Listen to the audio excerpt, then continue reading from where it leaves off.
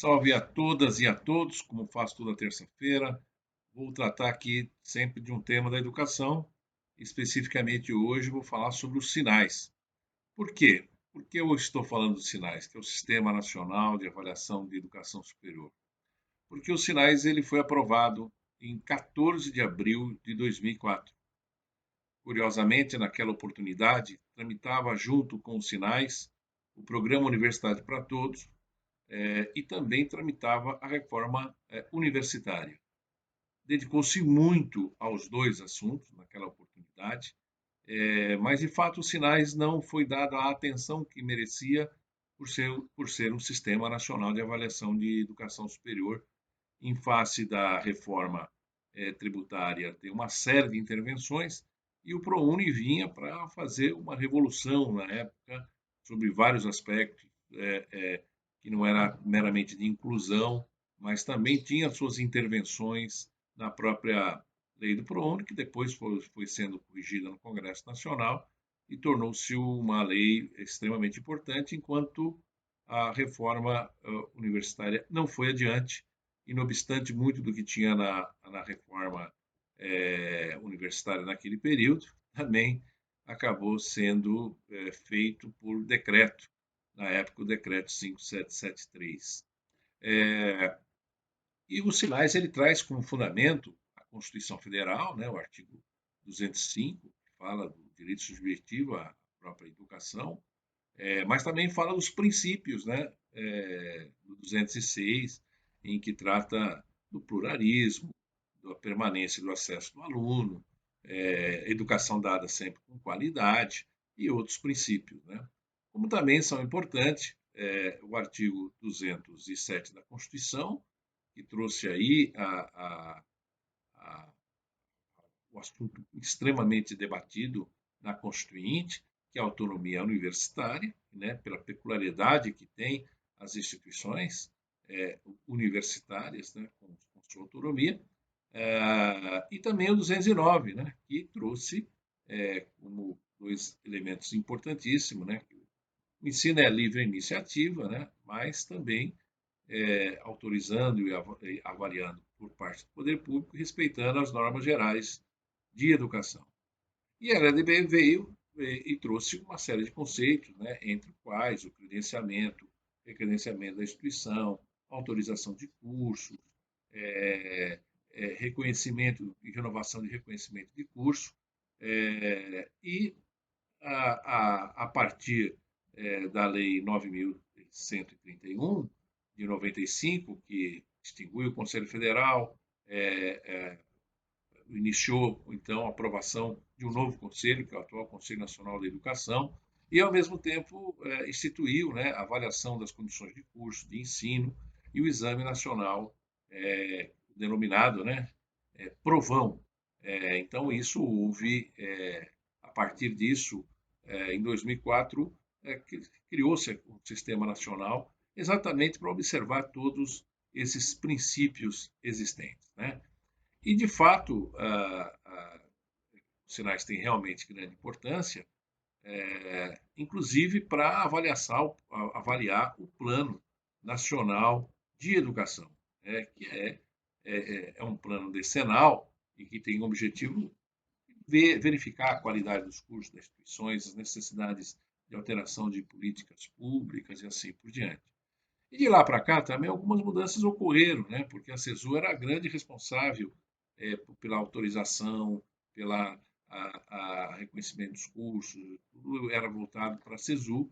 Foi quando então criou a SERES, né? Que é uma secretaria de regulação, e aí o tripé previsto na LDB começou a se tornar mais efetivo, né? Que é autorização, avaliação e supervisão. Depois criou-se também a figura do monitoramento, a partir de 2017, com a criação do decreto 9.057 e assim por diante. Mas também houve tropeços em relação aos sinais ao longo desse tempo. Entre os tropeços que eu coloco, foi a utilização do CPC, do IGC, indicadores de qualidade, como quase referencial absoluto de avaliação. Dizia-se naquela oportunidade que não se acreditava na avaliação realizada pelo próprio Ministério da Educação. E por isso precisaria ter outros indicadores, e que de fato os indicadores eles são importantes, até por a orientação de políticas públicas, realmente eles são importantes. O problema é a sua utilização e substituição da avaliação externa, da avaliação do curso e considerar também, obviamente, o próprio ENAD, né? Eu acho que esse é uma questão que foi depois, de certa forma, ela foram reduzindo os seus efeitos ao longo do tempo, mas inicialmente era baseado o GC e o CPC tirava a autonomia das instituições, reduzia a vaga, suspendia vestibular, criação de medidas cautelares e assim por diante, o que efetivamente é um enorme de um problema. Outra questão que nunca foi tão bem enfrentada e ainda há uma necessidade de se trabalhar o tema, que é com relação à diversidade de IES de curso, né? Muitas vezes avaliada quase com a mesma régua, com a mesma, né, e esquecendo das suas peculiaridades, das suas condições, e isso é algo que precisa efetivamente ser realmente melhorado, né? Tem a questão do Enem também, eu diria que um aspecto que precisa efetivamente ser alterado é a questão da data, porque hoje os alunos são extremamente preocupados, né? O Enem, ele é a fonte, né, para que o aluno ingresse pelo SISU, universidades públicas, e também em relação ao próprio ProUni, ao próprio FIES, etc. É um calendário que ainda em abril recebe alunos, quando as maioria das instituições iniciam em fevereiro, efetivamente é um grande prejuízo, é um descompasso muito grande. E especificamente no curso de medicina é um outro problema, né? Porque esse calendário não permite muitas vezes a residência, porque o aluno não concluiu, não foi divulgado a nota do ENAD, o conceito do ENAD, e sem isso ele não integraliza o curso, né? O que vem sendo também um grande problema. Acho que outro ponto que precisa ser avaliado é o papel da CONAS. A CONAS, entre tantas atribuições, ela tem a proposição de propor e avaliar as dinâmicas, procedimentos e mecanismos de avaliação institucional e de curso, ao mesmo tempo propor melhoria nos processos de avaliação externa e assim por diante.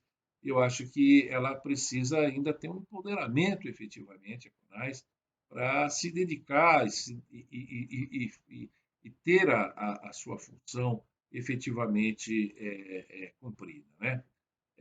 Por último, como são só 10 minutos, o registro do papel da comissão própria de avaliação, dos seus relatórios e como isso, ao longo dos anos, tem sido prestigiado ou não e considerado ou não. E, de fato, no início, então, era praticamente um cumprimento de preenchimento de formulário, encaminhar até 31 de março, etc. Né? E não se utilizava. E realmente a avaliação, a autoavaliação é de extrema importância quando ela é bem conduzida, quando ela é bem feita, como ela é acreditada obviamente, as melhorias que podem sofrer a instituição e os cursos por intermédio dos relatórios de avaliação. O SEMESP fez um grande trabalho em relação a esse tema, né, onde formou-se aí grupos, várias instituições, buscando não simplesmente cumprir a lei da maneira como ela que é muito simples demais, mas buscar um conteúdo diferenciado para os relatórios de avaliação, inclusive para ir além daquilo que muitas vezes é previsto. O tema, por exemplo, da inovação, ele ainda não é bem tratado, não é ainda bem considerado em termos de avaliação, né? Então, esse é um dos temas interessantes, né? E também, principalmente, a situação dos egressos, né?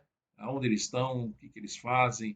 Então, ou seja, tem realmente os sinais têm ainda muita coisa a fazer.